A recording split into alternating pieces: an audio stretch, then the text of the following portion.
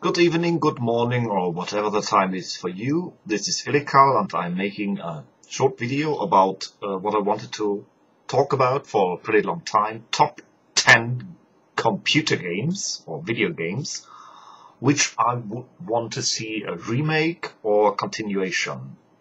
And here goes the list from 10 to 1. My number 10 is Jagged Alliance. Jagged Alliance was a turn-based hire mercenary game where you were always set into some fantastic island scenario, and you're supposed to hire mercenaries to gradually liberate some island from a dictator or crime lords or something like that. The fascinating thing that first it was a turn-based game, which I absolutely love simply because you just can take time, think about the strategy, and then make your turn and make your move, and it's a little bit like chess if you play game turn-based. Turn-based games have, with the exception of the Civ genre, become almost non-existent today, which I really miss, I must say. I mean, some games can really work well in real time, but turn-based had its charm, and I think the Jagged Alliance franchise is something I really miss. I know there were some continuations in a few years ago, but I must say I tried none of them, and I really would want to see it in, I don't know, more top modern new graphics. There wasn't really a real background story, so continuing it isn't just making the sense, but there is something I would like to see again. Number 9 is Warcraft. Now you may say, Warcraft? What the heck is he talking about? You can play World of Warcraft all day. No, Warcraft. Warcraft, the strategy game. It's one of my number 1 reasons what I hate about World of Warcraft, that it killed Warcraft, the strategy game. I really loved those first 2 parts of Warcraft. Warcraft 3 was already a bit too cartoony, too much looking like World of Warcraft, which probably is alright for an MMO as a visual style, but I more preferred back in the days the bit down-to-earth graphics style, at least for its time, of the Warcraft series, and playing it as orcs on the one hand and then the human campaign. That was really fun, and I really would like to go back to Azeroth and Kalimdor in a strategy game. Number 8 is a remake or a continuation of one of my most favorite games ever, System Shock. I know there was System Shock 2, but that would be a franchise or a universe I really would want to see a continuation of System Shock, like System Shock 3 and so forth, because I dimly remember that in System Shock 1 you had this AI called Shodan, and she continually escaped. I think she played also a role in System Shock 2, but it has been too many years, I'm not entirely sure. But System Shock was really, really cool. I remember the time I first played System Shock 1. It was one of the first games I really felt spooked and frightened in a computer game. That was really, really a fascinating environment to play on, and I would really see either a remake with the Citadel Station or simply a continuation on a new space station or starship or something like that. Number 7 is The Dark Eye, the Northland trilogy. The Dark Eye has been sort of Dungeons and Dragons in Germany, and it has been led to several computer games now, and the most famous was the Northland trilogy. I'm really still a big fan of the Dark Eye world, not so much of the recent manifestation of the pen and paper game, but for a computer game it's really cool stuff, and I'm surprised that we see so little from the Dark Eye, or I think it was called Realms of Arcania in the English world in the past, and it's currently the Dark Eye. I'm not entirely sure which is the current name. It's probably not so well known. It was, is, as I said, a role-playing game, and I love it for the world setting. I really would like to see a continuation of the Dark Eye. Number 6 is probably quite known to only a small minority. It's Birthright, the Gorgon's Alliance. Yeah, Birthright was a game unlike, I don't know, unlike any game I've seen since Birthright vanished into obscurity. Birthright was heavily criticized, probably rightfully so, because it had tons of bugs, and it was very imbalanced and kind of bizarre in a way. You must imagine 3 entire different game systems coming together in one. You have this game like a strategy. It was set in a realm, I entirely forgot what it was, and you had fantasy races, various sorts of elves, orcs, humans of course, and so forth, and you could take a strategy game, I don't know, not like Civ so much, like some sort of turn-based strategy where you conquer with setting armies and building your cities and building your realm and bit by bit conquering, like a strategy game, conquering your neighbors. And you could also play it as a military strategy. It was a little bit simplified, of course. Not only an economy, that was the first, and a military simulation, and third, a role-playing game. You could hire a hero, if I remembered right, and then explore dungeons in 3D with it. God, it was that first era sort of 3D, and really ugly. I think even for the standards back then it was a little bit ugly, but I remember it was published by Sierra, I suppose. Heck, whatever happened to that studio? So many, it brings to my mind that along with Lost Games, so many studios vanished, which really created great games, and Sierra was certainly one of it. At least, I must say that the concept idea of Birthright, especially set in a fantasy setting, was something really cool. This mix of strategy and exploration in 3D and military strategy game. This was a really fun and interesting mix, which I would like to see a remake of. Then number 5 is Mega Traveler. It's also some of these obscure old games. I think it was of the 80s. There was Mega Traveler 1 and Mega Traveler 2. Mega Traveler is from the pen and paper game Traveler. It's a sort, Traveler is a sort of game like Dungeons and Dragons originally, and it's set in an alternative future of our galaxy, if I get it together right. Traveler is set, I don't know, several thousand years in the future, and Earth has created a great Terran empire called the Solomani Empire.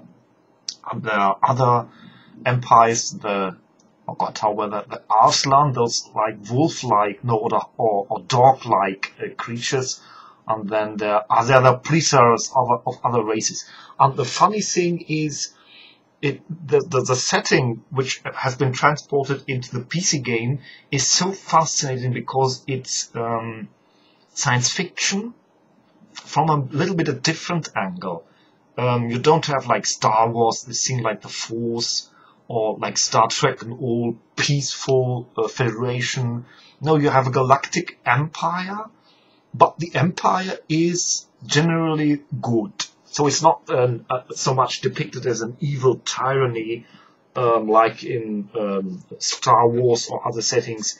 It's more like, well, I wouldn't say good, but if you play on the side of the human empire, which you usually did, it is the more or less positive status quo of things. So it brings that fantasy touch, that medieval touch, and also from the ideas of technology, of civilization.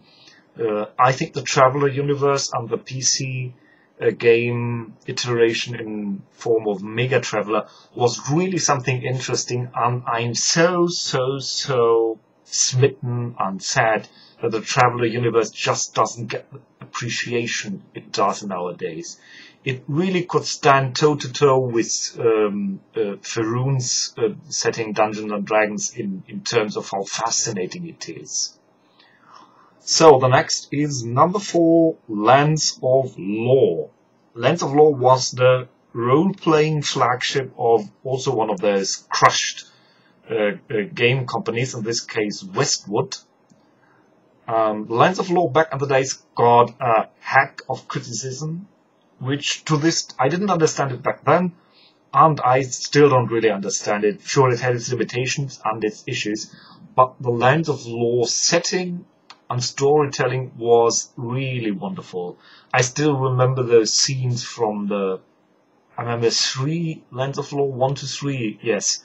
The first was against Scotia the Witch, where the wonderful Patrick Stewart, aka Captain Picard, voiced King Richard. Then there was that piece with Luther against this Drarakal brother, if I remember it right. And finally, Adventures of Copper,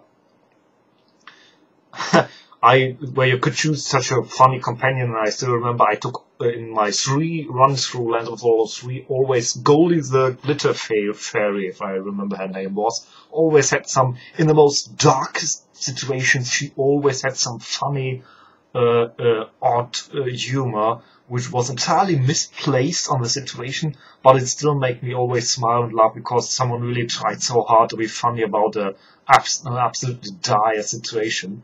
And I really liked that the Lands of Lore setting had really a great charm, and it's really sad that along with Westman Studio, the Lands of Lore series just died. Westwood made so many great games, like some of these smaller studios, but with those studios, all of this series have died. So number 3. It's a no-brainer, a bit to be expected on a list such as this, and that is, of course, Baldur's Gate. I mean, anyone who loves role-playing games, of course, knows Baldur's Gate, so I really don't have to tell you about it. I think the only next game I know of set in Faerun is this Neverwinter Online. I don't think there is any other game and no single-player game. I think that's really a pity because, of course, Faerun, the Dungeons and Dragons reality of Faerun, is one of the most fascinating and interesting settings. Just a little side note. Of course, today we live now in the era of the is it 4th edition, the famous or infamous, as you take it, 4th edition. There has been a huge cataclysm in the lands of Faerun. I took really great lengths. There is no big world map. So of new Faerun. So I took a long time drawing days and days a hardware manageable 4th edition world map for my one group that tried out the 4th edition. And Faerun and Dungeons and Dragons is always fascinating because of the setting more than because of the combat system. You can say about the 4th edition combat system what you want, but it certainly is ideal for computer games because it's so down to a class system where you have a role. And I personally was a great fan of the 4th edition. I'm honest with that, because that huge upheaval, that cataclysmic changes, of course you lose a lot of old stuff which you loved about Faerun, but I thought that was a fascinating continuation, a fascinating change, not to always return to the same old known places, but really have this sense of adventure again, because your party can now go into the unknown. And of course, Baldur's Gate is the series was limited to the Sword Coast setting, but getting new, it doesn't necessarily have to be Baldur's Gate 4, 5, 6 or what. It can as well be some other place in Faerun, or based on Sword Coast and extend from there. But what I mean with Baldur's Gate as number 3 is generally going back to that sort of role-playing game. Could be top-down, could be ego perspective, but it should have party companions. because that was, of course, one of the fascinating aspects about Baldur's Gate. All that companions, some you hated, some you loved, but you always connected to them, and exploring the rich and fascinating realm of Faerun. Number 2 is also oldie but goldie, Might and Magic. And no, I'm not talking about Heroes of Might and Magic, I'm talking about the role-playing game Might and Magic, and my personal favorite was the combined version of number 4 and 5, The World of Xeen. Good riddance, I probably played World of Xeen 30 or more times. If you played it, you probably still have this crappy but cool MIDI music in your mind. You really must look for YouTube videos on World of Xeen for the old Might and Magic, because it's so cute. There's this wonderful, colorful graphics, and yes, of course, it was some sort of simplified, but it was so charming. There was ice areas and desert areas and all those different creatures and cities, and it was up to par with today's detailed worlds, but there is something so charming, I can't say it otherwise, something so lovely about a game like World of Xeen. And the Might and Magic role-playing series was so special to me because there was an underlying, ongoing story, and that was, you were always in a fantasy setting, but you always found technological artifacts which apparently your party members had no heck idea what it was. They were inhabitants from fantasy realms which know only magic and swords and medieval stuff, and those high-tech sci-fi fantasy artifacts that they found, they could not cope with it what it was. But what you understand gradually from Might and Magic 1, 2, 3, 4, 5 until I think 6 or 7 is what's that backstory with what was Korak and, oh god, I forgot who the antagonist was. Some space dudes constantly following each other from Shelton. His real name was Shelton. I know that there was in Isles of Terror there was a puzzle which revealed his name. God, I remember stuff from 20 years ago. I can't remember what happened 2 weeks ago, but I can tell you exactly what happened in some stupid computer game 25 years ago. I don't know if that's not sick, I don't know what is. But either way, Might and Magic, the idea was there was a huge space empire, sort of like Star Trek or I don't know what, and that broke apart because some cataclysmic event, an invasion of a spacefaring destroyer race, something like Borgs or that, if you want, and the great galactic empire collapsed, and all these worlds, many of them were artificially made worlds, fell back as they lost contact into a medieval setting. And that was the setting your party was in, and at the end you gradually find out a little bit more what was going on. And I was so upset because in the last part the entire plot was abandoned because some people continually bitched that fantasy and sci-fi wasn't a good mix. And what was the company behind it? Oh, I forgot. New World, something, no, not New World Order. New World Entertainment, I suppose it was. Was that the name? Something like that. They had an Earth symbol as there, and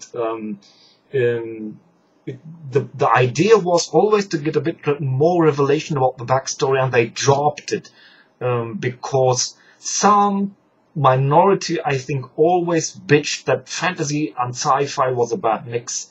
And we never were really told the end of it. What was the Galactic Empire revived? Was the main villain brought to justice? All that never were, because in the last Might and Magic, was it Might and Magic 8, I suppose, the entire theme was changed, and those higher powers were no longer some sci-fi universe, but gods.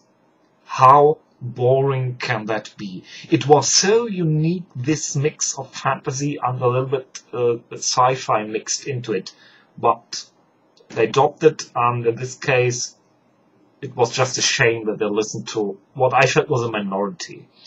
And my absolute number one, Ultima 7. No-brainer, I think. Ultima 7 for me is still to this day my most beloved game ever.